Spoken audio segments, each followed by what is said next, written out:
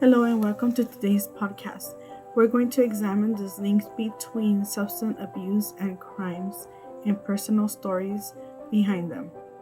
I am your host, Luz Garcia, and today we will discuss methamphetamine crisis and how it affects people and communities and the ways to solve this problem. Let's start with an important point from the video, The Meth Epidemic, which shows how several meth crisis is in America. The surprising fact about pseudoephedrine, a common ingredient in cold medicine, it is often misused to make meth. The video explains that the state of Oregon has made pseudoephedrine available only with the doctor prescription. This change has helped shut down many illegal meth labs and lower the addiction rates.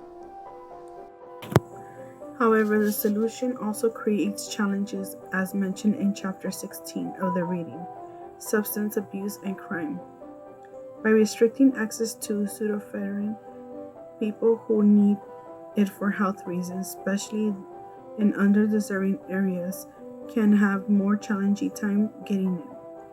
This raises important questions about how to protect the public's health and people get medicine they need. It is a complicated issue that we should think about carefully. The link between meth, drug use, and property crime is serious and worrying. Many people who are addicted to meth feel they must steal to buy their drugs. But why does this happen? Meth affects the brain in many ways, hurting the person's judgment and making it hard to feel empathy for others. When they steal, they often see people as things instead of a real human being. This change is how they think is disturbing and adds to their problems.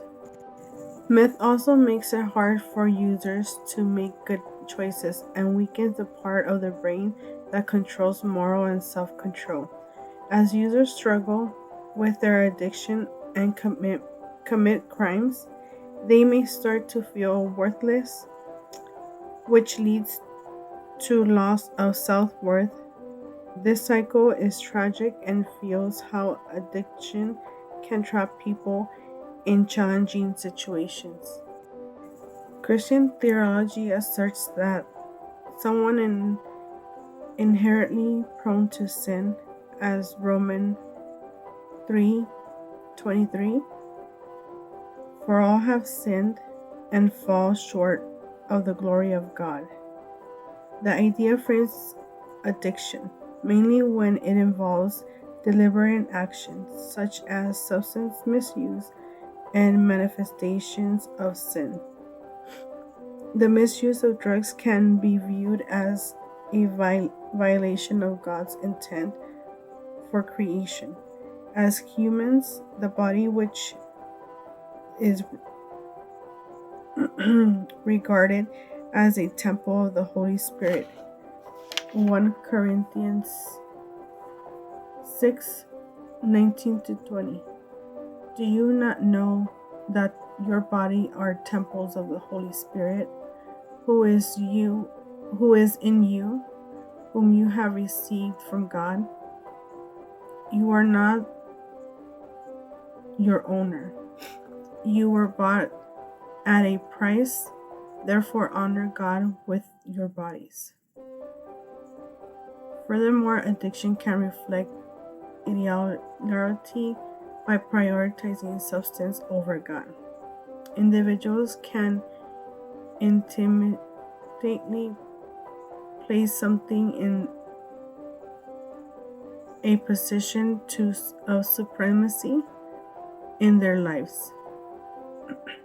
According to the commandments of Exodus 20, verse 3, you shall not have no other God before me. Addiction often starts as a choice, but it can become a complex issue that affects a person's body, emotion, and mind. This makes it hard for someone to make free choices. In Christian teaching, addiction is seen not just as a normal failure, but as a serious condition that needs healing. Receiving from the addiction usually requires understanding the deeper issue and what causes the addiction. So, what should we do next? First, we will need to look at the laws like organs requirement for a prescription to get pseudoephedrine. These laws should help everyone in the community to get support they need. Next, we should address the stigma of addiction. It is time to stop calling people addicts or criminals. Instead, we should view them as individuals who need care and healing. This is where the church can play a key role. Together, we can show love by helping others.